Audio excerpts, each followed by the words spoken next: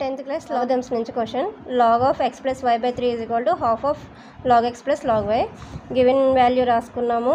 And ఇక్కడ log a plus log b formula use చేస్తే log of x into yగా రాసుకున్నాము. సో log of ఇక్కడ n ఈ పవర్ దీన్ని పవర్గా రాసుకుంటాము using formula whole power 1/2.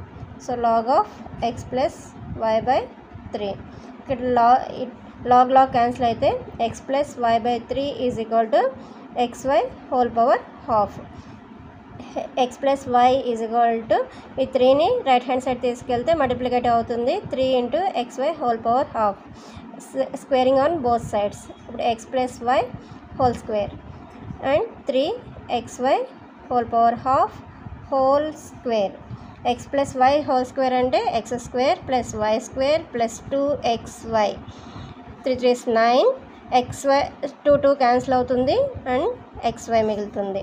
x square plus y square ఈ 2xyని రైట్ హ్యాండ్ సైడ్ తీసుకెళ్తే 9xy మైనస్ 2xy అంటే 7xy.